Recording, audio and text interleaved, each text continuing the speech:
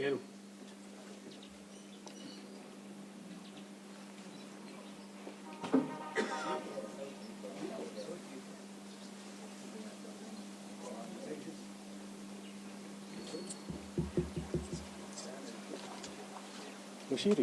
simameni tu hapa. Toka moha.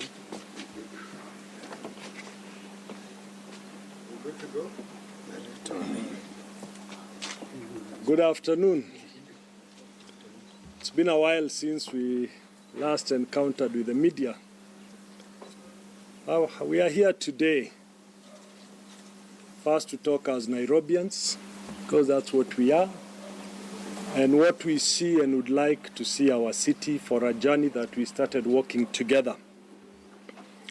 As you know, just slightly over 3 weeks ago, we had Jubilee nominations, which were actually a sham.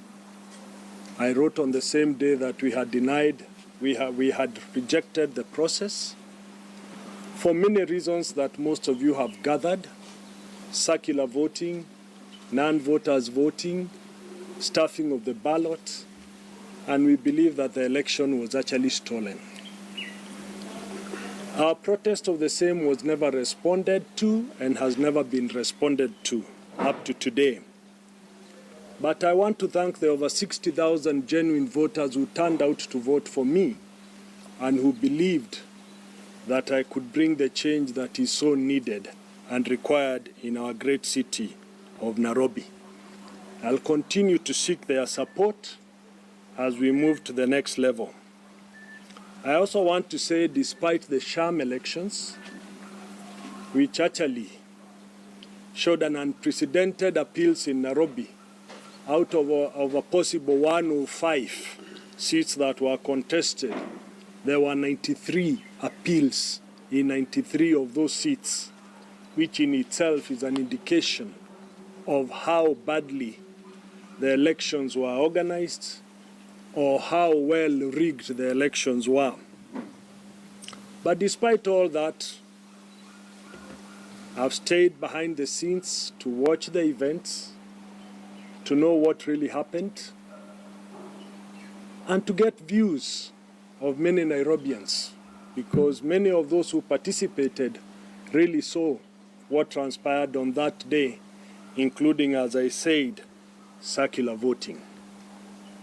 Despite all that, and despite the fact that I have quit Jubilee Party to be an independent candidate in the 8th of August elections for Nairobi governorship position, I will continue to offer my support to the president. We all know that there are many reasons why one would want to see changes in Nairobi. We have the situation of 4 years of Governor Kidero Odhiambo, which have failed us. And despite being allocated over 100 billion in the last 4 years, hardly very few Nairobians can show what he has done for it. He completely abdicated his duties to his junior officers, and he's been a total failure to many of the Nairobians. In the same vein, the Nairobi senator should have been the oversight boss in Nairobi. He too failed in his duties to oversight Governor Kidero. And as a result, we've had continuous fail of services that are so much required by the people of Nairobi. Nairobi needs a CEO who will not only manage, but will be able to implement. Nairobi needs a CEO who will mix both politics and managerial capacity. Nairobi needs a CEO who has showed not just capacity, but capability of managing it well. Nairobi needs a CEO in the place of a governor who will have the information of Nairobi on his fingertips and will not wait to be prepped anytime he is asked about Nairobi. Nairobi needs a governor who does not need to be propped up. It requires a governor who is willing to work for Nairobi. You cannot differentiate by saying that you'll play the political role and you leave the managerial vision to somebody else. The governor of Nairobi must be the father of the vision that will deliver Nairobi to great heights of greater cities around us and of the world. Nairobi is a very important hub. Nairobi controls 60% of the GDP, which means everything that happens in Nairobi finds its way to our other counties. And therefore, Nairobi requires a governor who will not only be able to handle the 60% economic growth of the GDP, but will be able to interact with many investors who are willing to come to the city, will be able to oversee the existing investments so that we can create employment for many of our young people who remain jobless. We must continue to reject the lies that are being peddled. Lies that we have seen in the last couple of weeks, lies that we have seen in the last 1 week, that Nairobi can survive with a governor who is a figurehead. Nairobi cannot. It's the single largest economic center of our country. It requires a good manager. And I've said many times that Governor Evans Kidero Odhiambo is a manager who has failed. And his records will prove us many years from now that he failed as governor of Nairobi. And we know of his other failings elsewhere. As for the other candidates, we are yet to see anywhere where they worked and they were able to practice their managerial capacity. I bring with me integrity and passion to work for the people of Nairobi. And I offer my candidature for the position of governorship as an independent candidate and seek the votes of the people of Nairobi. This campaign will be different. I will go to every ward. I will want to meet people in their wards. I will want to walk with them.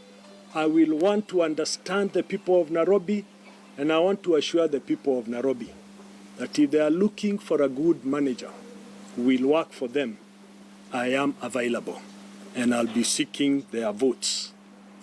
One of my major highlights of my manifesto, which we will release in due course, is that I would like to devolve services from the City Hall to the constituencies. I would like to see that the services are replicated in each constituency, such that each constituency has its own fire services, health services, revenue services, garbage collection services, workers who are domained in those constituencies, so that we can enhance better delivery of services to the people of Nairobi. Now I want to tell the people of Nairobi, I will ensure that all the garbage that is in Nairobi is cleaned within the next 3 months upon election. And that will be on very short-term basis as we sort out arrangements to ensure that garbage is collected on a weekly basis. I will rehabilitate the health services in the first 12 months of my being the governor of Nairobi. I will ensure we ease off traffic by easing roundabouts with overpasses and underpasses within the first 18 months of my being governor. I will also ensure that we have light rail services within 3 years of my being governor. I will want to assure the residents of Nairobi, especially those who live in city council houses, that we will undertake the urban renewal with their minds and heart at the center of it. No one should be chased away from their current dwelling to make way for developments when they are not taken care of.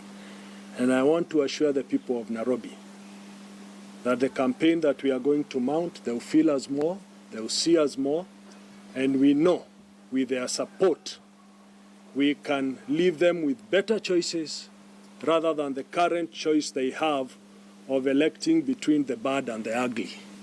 So it is very important that they have better choices to elect from, and on that ground, with full of integrity and passion, I offer my candidature as an independent candidate to the people of Nairobi. Thank you.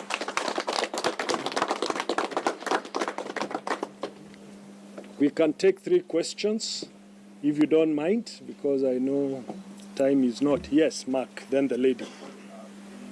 Actual question is who will be your running mate, and as well as how you deal with cartels, which is a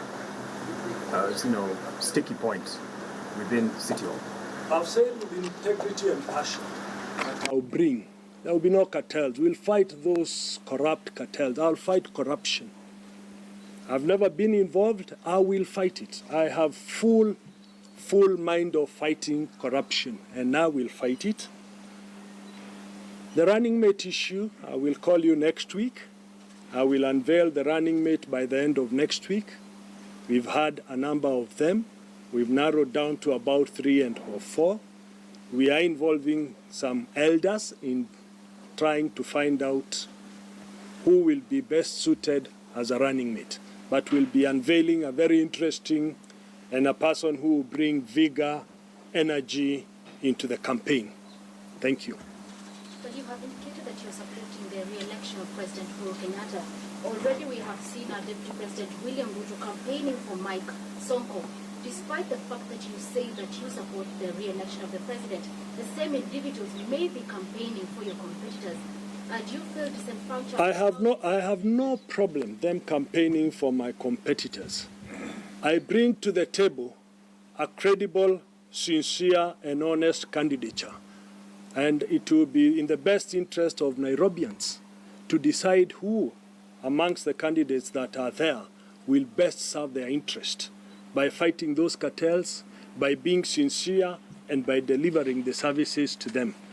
Remember, I grew up in this city when services were working. So I also know that it's possible and it's doable.